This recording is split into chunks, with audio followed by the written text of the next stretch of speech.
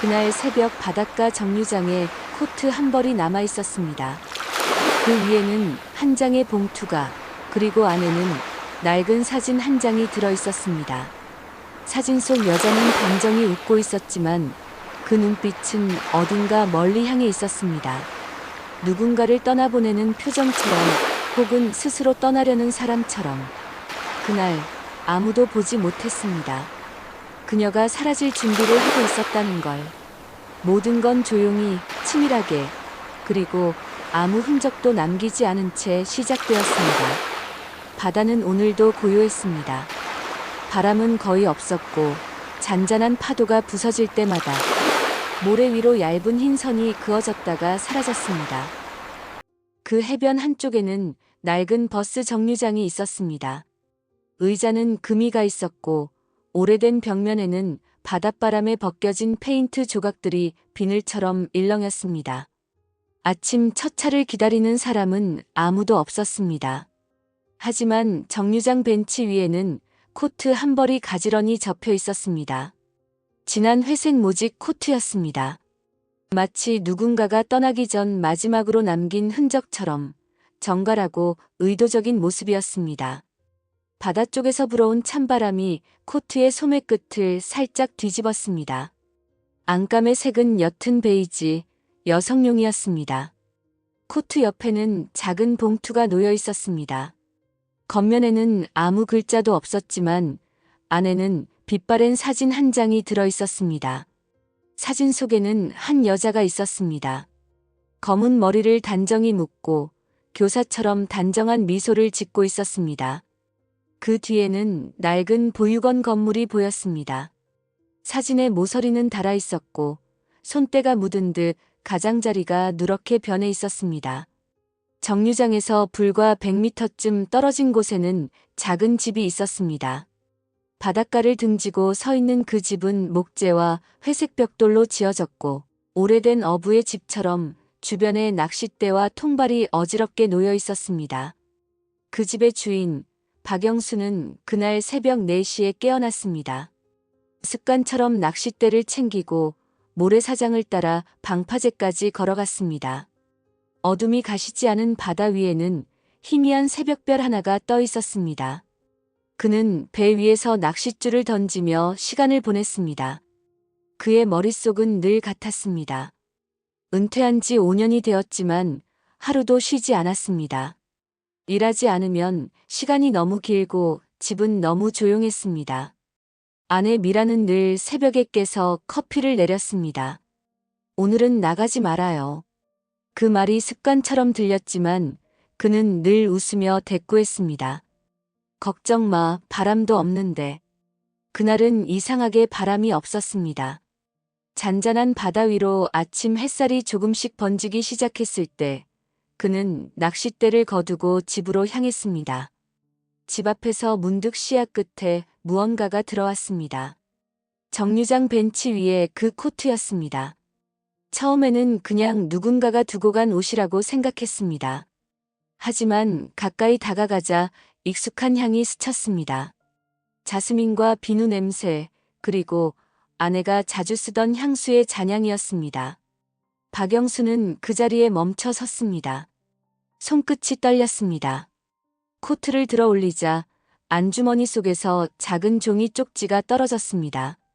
그는 무의식적으로 펼쳤습니다. 거기에는 아무 글자도 없었습니다. 깨끗한 흰 종이 한 장. 그는 코트와 봉투, 사진을 모두 들고 집으로 돌아왔습니다. 아내를 부르며 문을 열었습니다. 부엌의 식탁 위에는 커피잔 2개가 가지런히 놓여 있었습니다. 한 잔은 식어 있었고 다른 잔은 아직 따뜻했습니다.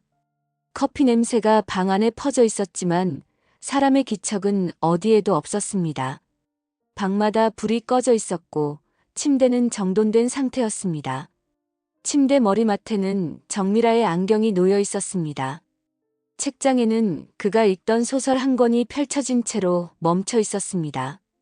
표지는 오래된 정원이었습니다. 박영수는 천천히 거실로 돌아와 앉았습니다. 그의 손에는 여전히 코트가 쥐어져 있었습니다. 아내의 이름을 몇 번이나 불렀습니다.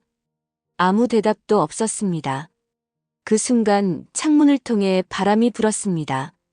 커튼이 흔들리며 방 안으로 햇빛이 비쳤습니다. 그 빛이 코트 위의 사진을 비추었습니다. 사진 속의 여자가 미묘하게 웃고 있는 듯 보였습니다. 그는 그날 아침 경찰에 신고하지 않았습니다. 처음에는 잠시 외출한 줄 알았습니다. 하지만 점심이 지나고 해가 기울 무렵이 되어도 미라는 돌아오지 않았습니다.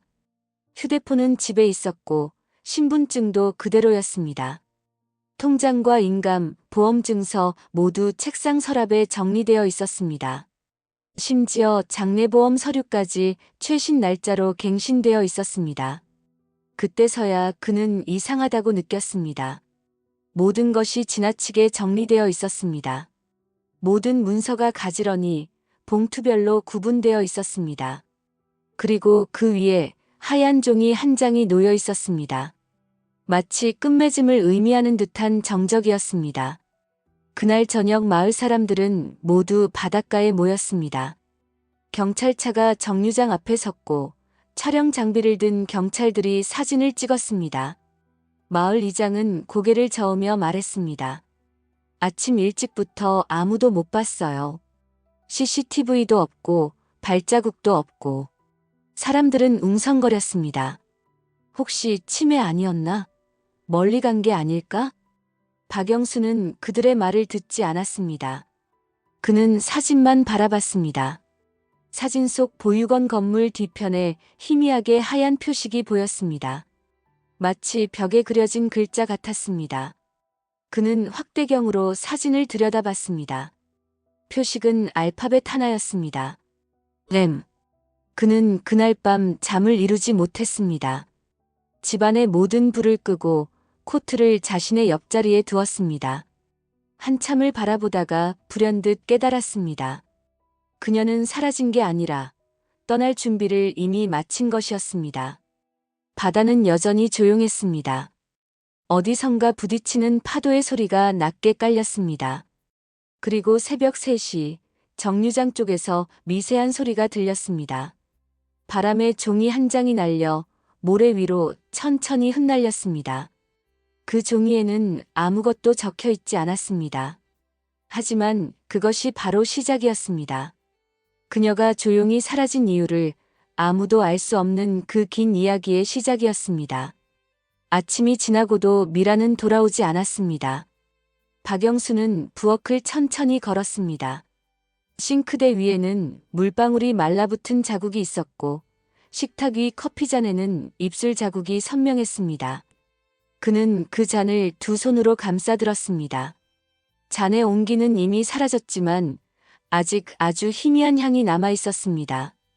커피 향과 자스민 향수의 잔향이 섞여 그에게는 그것이 마치 미라의 체온처럼 느껴졌습니다.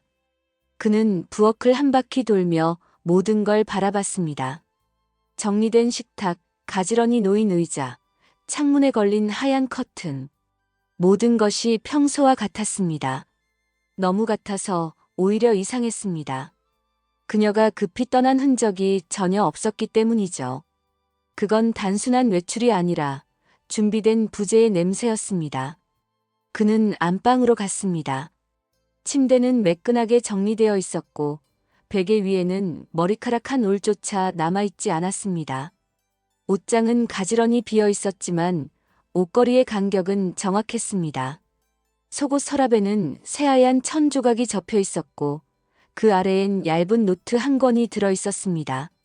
노트는 오래된 종이 냄새를 풍겼고 표지에는 이름도 날짜도 없었습니다. 그는 조심스럽게 첫 장을 넘겼습니다. 거기엔 미라의 글씨로 적힌 한 문장이 있었습니다. 사람이 떠나는 건 사라지는 게 아니라 다른 곳으로 옮겨가는 일이에요. 그리고 그 밑에는 아무 글자도 없었습니다. 단 한 줄의 문장만이 고요하게 그를 바라보고 있었습니다. 그날 오후 그는 마을을 돌았습니다. 정류장 옆 슈퍼에 들러 주인에게 물었습니다. 아침에 혹시 내 아내 못 봤어요? 주인은 고개를 저으며 대답했습니다. 오늘은 아무도 안 왔는데요, 어르신. 옆에서 담배를 피우던 노인 하나가 끼어들었습니다. 그 시간엔 바닷가 쪽에 여자가 하나 있던데 검은 코트 입고 혼자. 그의 말에 박영수는 고개를 들었습니다. 검은 코트요? 노인은 천천히 고개를 끄덕였습니다. 멀리서 봤지만 가만히 서 있더라고요. 바다를 보고 있었어. 그는 곧장 바닷가로 갔습니다. 코트가 놓여있던 그 자리로. 모래 위에는 이미 새 발자국과 사람들의 흔적이 뒤섞여 있었습니다. 경찰들이 왔다 갔고 마을 사람들도 한 차례 구경을 했습니다. 하지만 그는 아무 말도 하지 못했습니다. 그가 아내를 이해하려면 먼저 그녀가 남긴 침묵을 읽어야 했습니다. 그날 저녁 집으로 돌아오자 노을빛이 벽을 붉게 물들이고 있었습니다.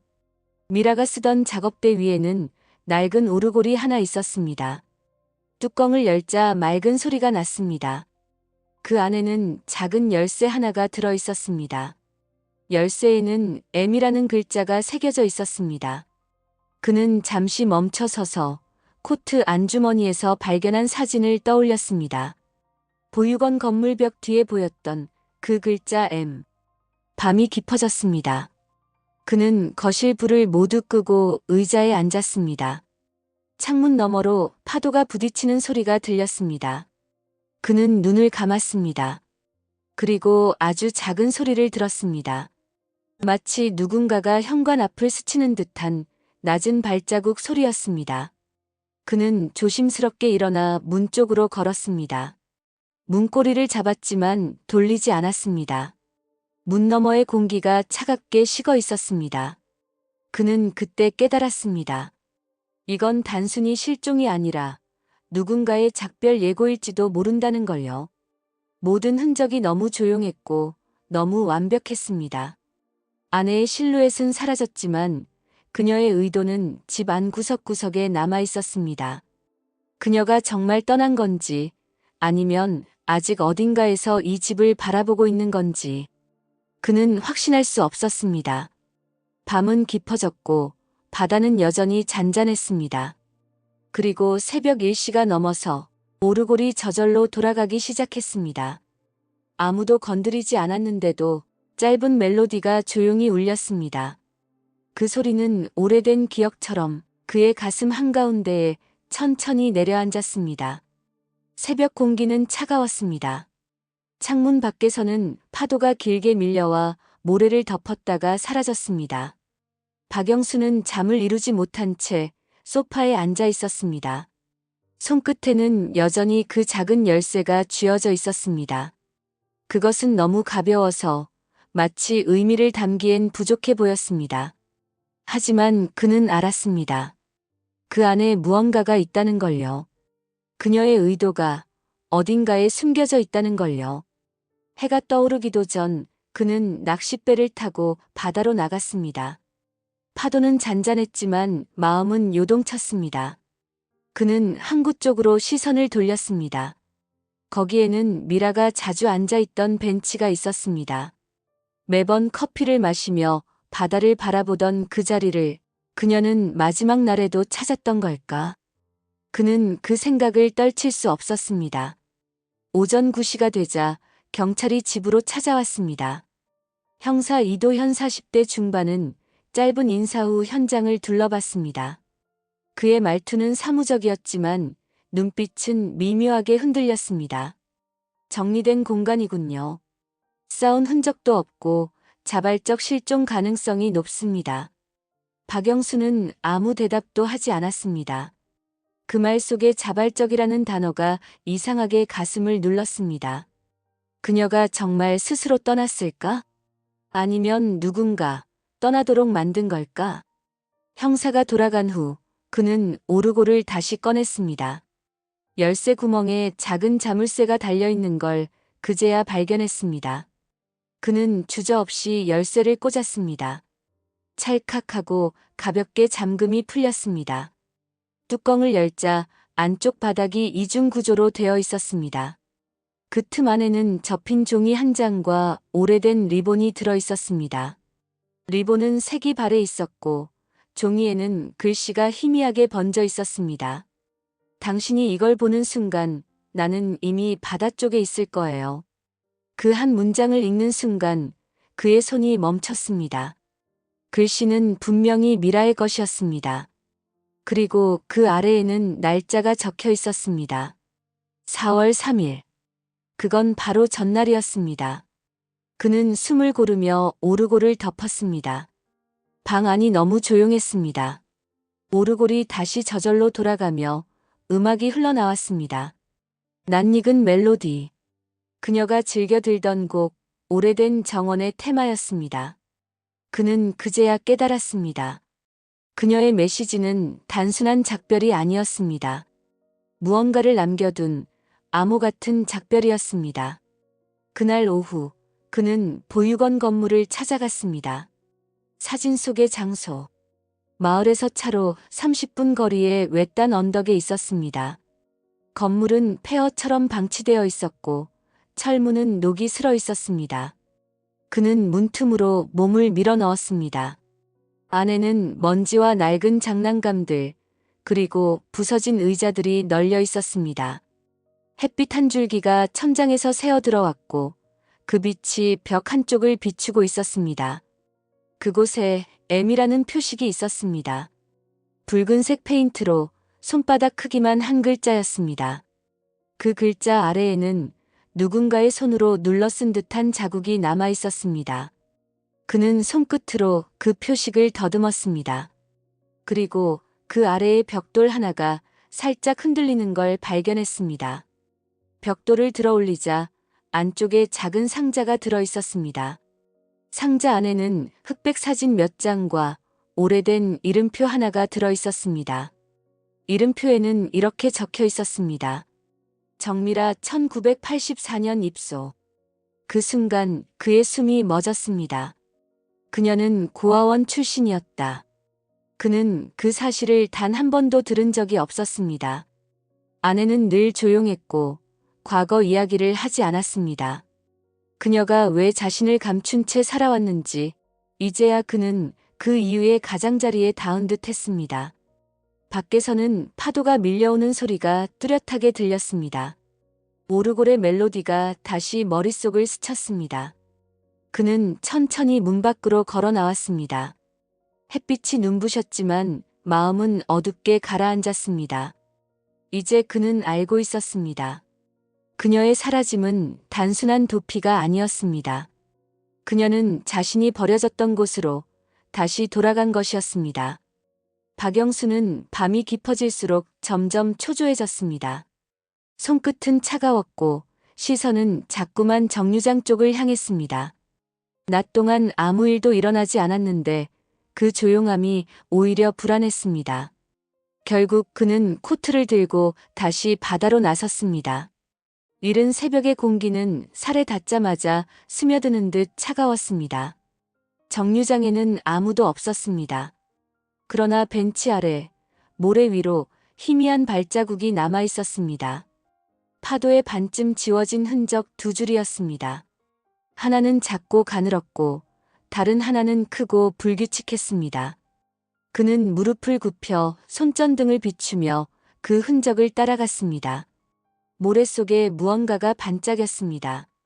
작고 낡은 열쇠 하나였습니다. 표면에는 M, B라는 각인이 희미하게 새겨져 있었습니다. 박영수는 코트 주머니에 그 열쇠를 넣고 천천히 집으로 돌아왔습니다. 불 꺼진 집 안은 여전히 조용했습니다. 그는 식탁 위에 놓인 커피잔을 바라보다가 그 잔이 언제부터 거기 있었는지 생각해 보았습니다. 식은 커피 위로 기포 하나가 터지며 미묘한 냄새가 났습니다. 그는 그 잔을 들지 못한 채 고개를 숙였습니다. 잠시 후 그는 책상 서랍을 열었습니다. 안쪽 깊은 곳에서 오래된 상자 하나가 나왔습니다.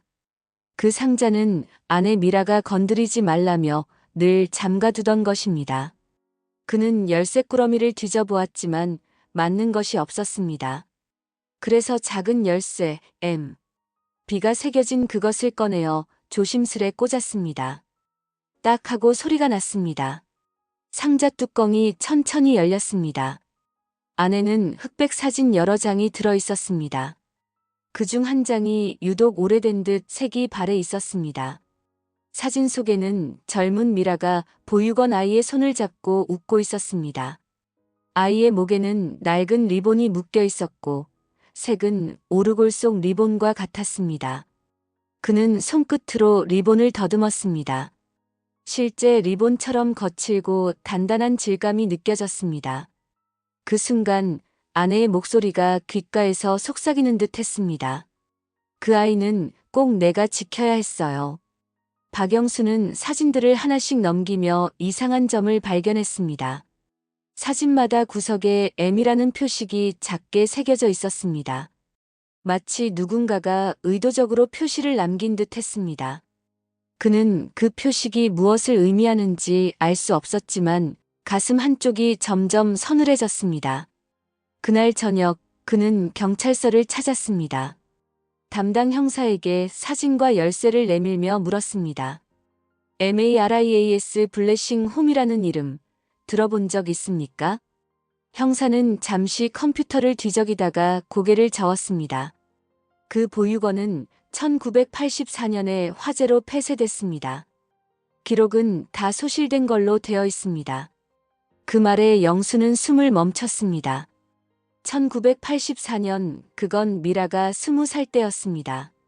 집으로 돌아오자 해가 기울고 있었습니다. 노을빛이 거실 한쪽 벽을 붉게 물들였습니다.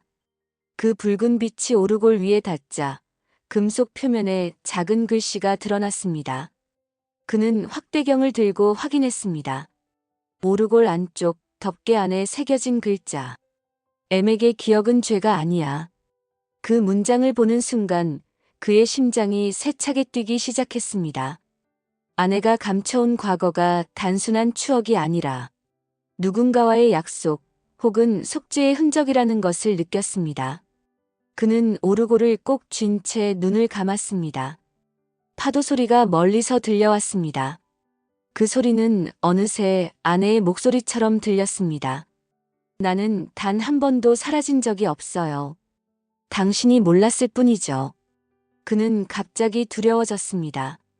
자신이 몰랐던 시간들, 그리고 그 시간 속에 여전히 살아있는 무언가가 지금도 이 바다 어딘가에 있다는 사실이. 그는 다시 오르골을 열었습니다. 짧은 멜로디가 울려 퍼졌습니다. 그 멜로디는 처음보다 느리고 낮게 들렸습니다. 그리고 마지막 음이 꺼질 때 그는 알 수 없는 불안감에 창문을 바라보았습니다. 창밖에는 달빛이 흩어지고 있었습니다. 그 아래 정류장 방향으로 바람이 살짝 흔들렸습니다. 마치 누군가가 거기 서 있는 것처럼. 박영수는 그날 밤 사진 속의 보육원을 향해 차를 몰았습니다. 도로는 조용했고 라디오에서는 오래된 트로트가 희미하게 흘러나왔습니다. 그는 운전대를 쥔 채 창밖의 어둠을 바라봤습니다. 비가 막 그친 후에 도로는 축축했고 가로등 불빛이 젖은 아스팔트 위에서 흐릿하게 번졌습니다. 그는 자주 이런 길을 달렸었습니다.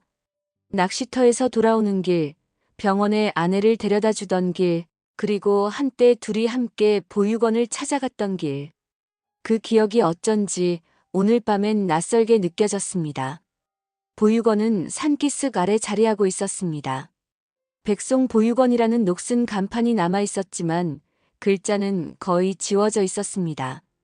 문 앞에는 잡초가 무성했고 돌계단은 이끼로 미끄러웠습니다. 그는 문을 밀어보았지만 처음에는 열리지 않았습니다. 다시 힘을 주자 오래된 경첩이 비명을 지르듯 삐걱거렸습니다. 안으로 들어서자 공기가 달랐습니다. 먼지와 곰팡이 냄새, 그리고 어딘가에서 스며나오는 탄 냄새. 10년이 지난 지금도 여전히 불의 흔적이 남아 있었습니다. 그는 손전등을 켜고 복도를 천천히 걸었습니다. 어둠 속에서 오래된 칠판 하나가 눈에 들어왔습니다. 아이들은 내일 더 행복할 거야. 흰 분필로 쓴 그 문장은 절반쯤 지워져 있었습니다. 그리고 그 아래에 희미하게 M이 적혀 있었습니다. 그는 가만히 손끝으로 그 글자를 쓸어내렸습니다. 칠판의 표면이 차갑게 식어 있었습니다. 그는 그 앞에서 오랫동안 움직이지 않았습니다. 마치 그 글자 하나가 모든 것을 설명하고 있는 듯 했습니다. 복도 끝 벽면에는 이상한 자국이 있었습니다. 페인트가 벗겨진 곳에 무언가 끼워져 있었습니다. 그는 조심스럽게 그것을 꺼냈습니다. 작은 금속 상자였습니다. 먼지를 털자 희미한 냄새가 퍼졌습니다. 불에 탄 종이의 냄새였습니다. 상자 안에는 낡은 편지 5장과 불에 그을린 아이의 신발 한 짝이 들어 있었습니다. 그는 떨리는 손으로 편지를 펼쳤습니다. 글씨는 대부분 불에 타 있었지만 마지막 줄만은 또렷했습니다. 그 아이는 제 잘못이 아니에요. 박영수의 눈이 커졌습니다. 그 필체는 너무도 익숙했습니다. 몇 년 전 생일 카드에 쓰였던 그 글씨였습니다. 아내 미라의 손글씨였습니다. 그는 숨을 고르며 2번째 편지를 집어들었습니다. 그 편지에는 불길한 문장이 적혀 있었습니다. 죄는 사라지지 않아요. 다만 조용히 기다릴 뿐이에요. 그는 편지를 내리고 고개를 떨궜습니다. 머릿속에 수많은 기억이 떠올랐습니다. 화재 소식이 들려오던 그날, 미라가 며칠간 말을 잃었던 그때, 그리고 이후로 절대 꺼내지 않던 그 이야기. 그는 무릎을 꿇고 상자를 품에 안았습니다. 어둠 속에서 숨소리 하나가 들린 듯 했습니다. 그는 천천히 고개를 돌렸지만 아무도 없었습니다. 창문이 깨져 있었고 바람이 드나들며 커튼 조각이 미세하게 흔들렸습니다. 그때 벽에 걸린 액자 하나가 그의 시선을 끌었습니다. 유리 너머에는 어린아이 넷이 함께 웃고 있는 사진이 있었습니다. 그중 한 아이가 신발을 한 짝만 신고 있었습니다. 그는 사진 속 아이의 얼굴을 오래 바라봤습니다. 눈매가 이상하게도 미라를 닮아 있었습니다. 그는 벽에 등을 기대며 앉았습니다. 그리고 자신도 모르게 중얼거렸습니다. 그녀는 여전히 여기 있었군요. 그는 천천히 숨을 내쉬었습니다. 그리고 어둠 속에서 작은 불빛이 깜빡였습니다. 보육원 복도 끝 유리창 틈새로 비친 불빛이었습니다. 누군가 방금 켠 듯 따뜻하면서도 차가운 빛이었습니다. 그는 그 빛을 따라 천천히 걸었습니다. 문이 반쯤 열린 교실 안 낡은 스탠드 하나가 켜져 있었습니다. 스위치는 오래전에 녹슬어 있었지만 불빛은 분명히 살아 있었습니다. 그는 스탠드 아래에서 또 다른 편지를 발견했습니다. 편지는 미완성이었습니다. 당신이 이걸 보고 있다면 저는 그 아이를 찾으러 간 거예요.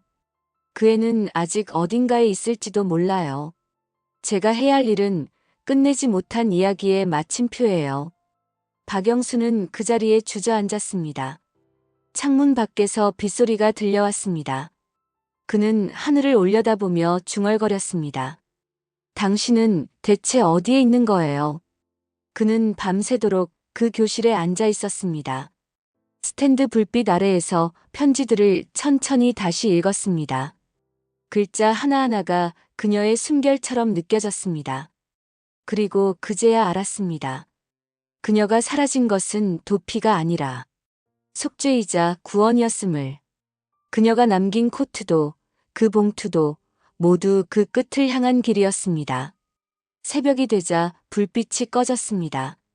그리고 방 안은 다시 어둠에 잠겼습니다. 그는 마지막으로 상자를 박영수는 그날 밤 불을 켜지 않았습니다. 거실 창문을 통해 스며드는 달빛이 벽에 희미하게 흔들렸습니다.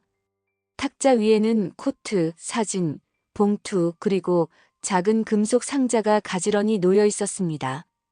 그는 그 모든 것을 바라보다가 천천히 의자에 앉았습니다. 손끝이 떨렸습니다. 손등에 핏줄이 도드라지고 손목이 미세하게 흔들렸습니다. 그는 낮게 숨을 내쉬며 입을 열었습니다. 왜 아무 말도 없이 떠난 거야? 그 말은 공기 속으로 흩어져 아무데도 닿지 않았습니다. 밤새 바람이 불었습니다. 창틀 사이로 스며든 바람이 얇은 커튼을 흔들었습니다. 그는 잠을 이루지 못했습니다. 테이블 위에 코트 단추 하나를 만지며 문득 떠올랐습니다. 미라는 늘 물건을 정갈하게 두던 사람이었습니다. 무언가를 남길 때는 반드시 의미가 있었죠. 사진 속의 M, 봉투 속의 빈 종이, 그리고 사라진 사람. 그는 그 세 가지가 서로 연결되어 있다는 확신이 들었습니다. 새벽 2시가 넘어갈 무렵 박영수는 서랍 속을 뒤졌습니다. 옛 수첩과 메모, 오래된 편지들이 쏟아져 나왔습니다. 그중 한 봉투에 2003년 보육원이라는 글자가 적혀 있었습니다. 그는 손을 멈추고 눈을 찡그렸습니다. 그건 미라가 교사로 잠시 봉사활동을 했던 시절의 기록이었습니다. 봉투 안에는 한 장의 쪽지가 들어 있었습니다. 거기엔 단 한 줄이 적혀 있었습니다. 아이 하나를 잃었다. 글씨는 흐릿했지만 분명 아내의 필체였습니다. 박영수는 멍하니 벽을 바라봤습니다. 이마에 식은땀이 맺혔습니다. 그는 그제야 깨달았습니다. 미라가 평생 간직했던 슬픔이 자신이 모르는 곳에 있었다는 걸. 그는 자신이 남편이었지만 그 여자의 삶을 다 몰랐다는 사실에 숨이 막혔습니다. 창밖으로 파도 소리가 들렸습니다. 그는 의자를 밀치며 일어났습니다. 거실 벽장 문을 열었습니다. 그 안에는 낡은 상자가 하나 더 있었습니다. 그는 상자를 꺼내고 떨리는 손으로 뚜껑을 열었습니다. 그 안에는 작은 신발 한 짝이 들어 있었습니다. 어린아이의 신발이었습니다. 신발 안쪽에는 M, J 라는 이니셜이 쓰여 있었습니다. 박영수는 한참 동안 아무 말도 하지 못했습니다. 모든 것이 하나로 연결되었습니다. 그녀가 봉사하던 보육원, 사진 속의 건물, 그 벽의 M, 모두 같은 기억의 파편이었습니다. 그는 그 신발을 품에 안았습니다. 눈물이 나지 않았습니다. 그저 숨이 가빠지고 가슴이 미세하게 떨릴 뿐이었습니다. 그날 새벽 그는 집안의 불을 모두 켰습니다. 주방, 방, 복도 모든 공간이 환하게 밝혀졌습니다. 하지만 그 불빛 속에도 그녀는 없었습니다. 그는 코트를 바라보다가 그 안에서 편지 한 통을 발견했습니다. 그건 코트 안감의 작은 틈에 숨겨져 있었습니다. 봉투는 오래된 종이 냄새가 났습니다. 영수에게. 그는 봉투를 들고 의자에 앉았습니다. 떨리는 손으로 천천히 봉투를 열었습니다. 안에는 흰 종이 한 장이 있었습니다. 그는 다시 숨을 삼켰습니다. 그리고 천천히 펼쳤습니다. 그 종이에는 아무것도 적혀 있지 않았습니다. 그는 처음엔 실수라고 생각했습니다. 하지만 곧 알았습니다. 그것은 비어있음이 아니라 마지막 말이었습니다.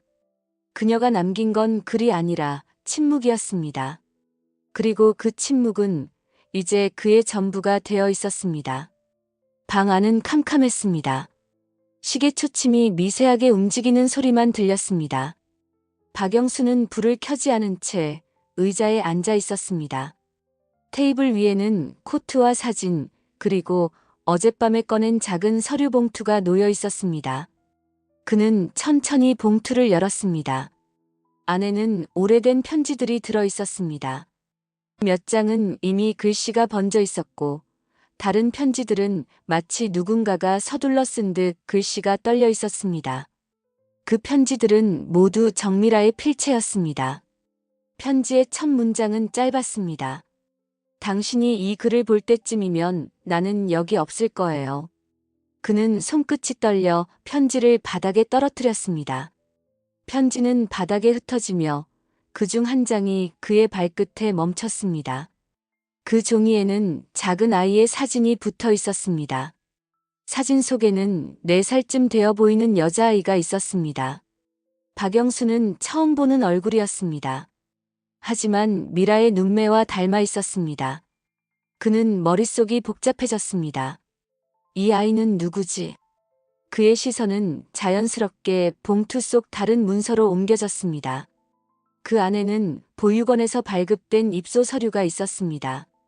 날짜는 1973년 서명란에는 정미라의 이름이 적혀 있었습니다. 입소 아동 이름은 박소연. 성은 자신의 이름이었습니다. 순간 그의 심장이 세게 뛰었습니다. 숨이 가빠지고 방 안의 공기가 무겁게 가라앉았습니다. 그는 즉시 오래된 전화번호부를 꺼내 들었습니다.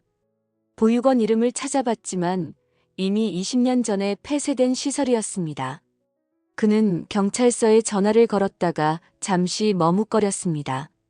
통화 버튼 위에 손을 올리고 한참을 멈춰 있었습니다. 그녀가 남긴 흔적들이 어쩌면 그가 몰랐던 과거를 보여주려는 것 같았습니다. 그는 다시 사진을 들여다봤습니다.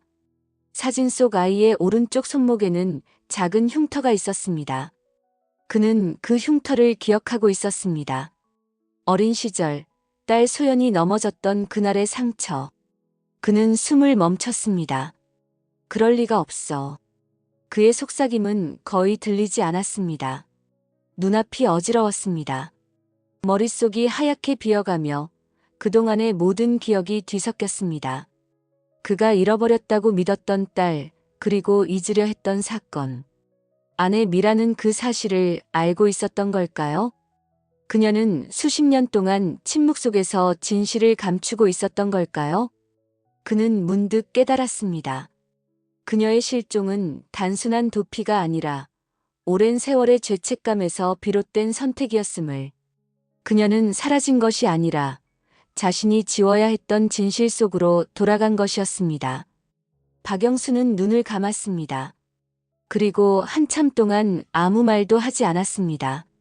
창밖에서는 파도 소리가 들려왔습니다.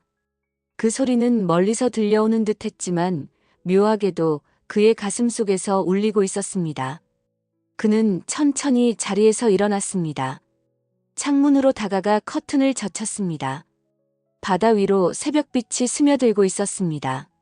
그는 마치 그 빛이 오래된 그림자들을 덮어주는 듯 느꼈습니다. 책상 위에 편지를 한 장씩 접어 다시 봉투에 넣었습니다.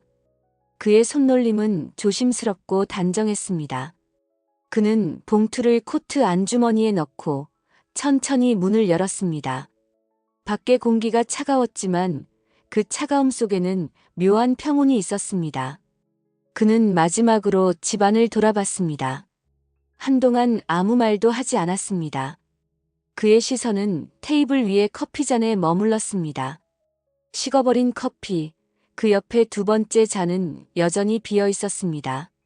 그는 문을 닫았습니다.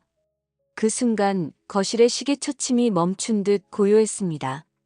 그의 마음속에서는 오랫동안 닫혀있던 문 하나가 천천히 열리고 있었습니다. 이제 나도 가야겠구나. 그는 그렇게 중얼거렸습니다. 그리고 천천히 해변 쪽으로 발걸음을 옮겼습니다. 그의 뒷모습 위로 새벽 햇살이 흘렀습니다. 아무 말 없이 그 빛 속으로 걸어 들어갔습니다.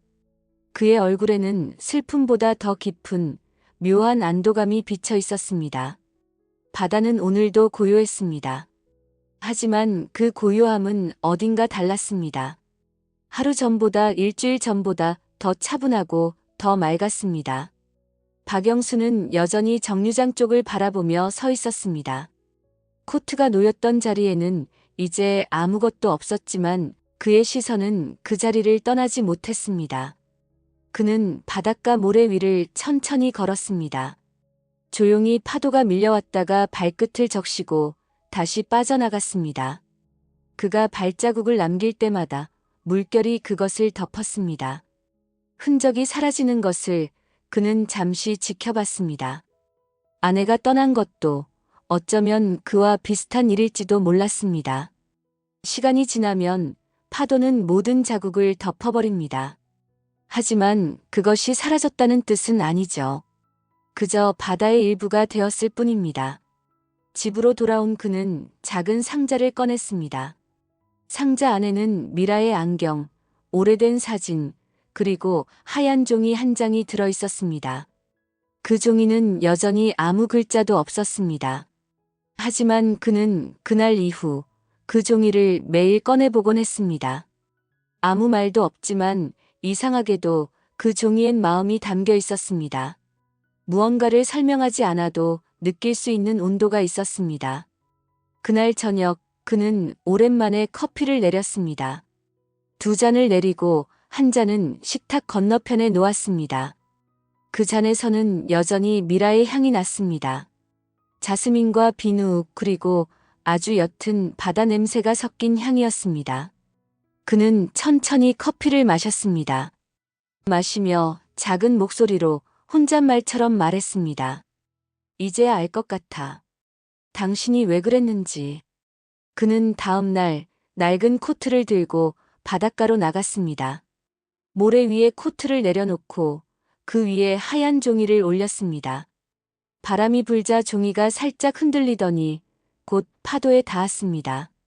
그리고 아주 천천히 바다 쪽으로 흘러갔습니다. 그는 그 종이를 따라 멀리 시선을 두었습니다. 흰 종이는 점점 작아지다가 마침내 보이지 않게 되었습니다. 그 순간 그는 아주 오래된 기억 하나를 떠올렸습니다. 30살 무렵 부부가 함께 다녀온 여행이었습니다. 그때 미라는 말했다. 언젠가 나는 바다로 돌아가고 싶어요. 조용하고 아무 흔적도 없이. 그는 그 말을 농담으로 들었지만 이제는 그 의미를 알 것 같았습니다. 그녀는 정말로 바다로 돌아간 것입니다. 어떤 이별도 어떤 죽음도 아닌 자신의 자리로의 귀환이었습니다. 그날 밤 박영수는 창가에 앉았습니다. 창문 너머로 바람이 불어왔습니다. 커튼이 흔들리고 어둠 속에서 작은 별 하나가 반짝였습니다.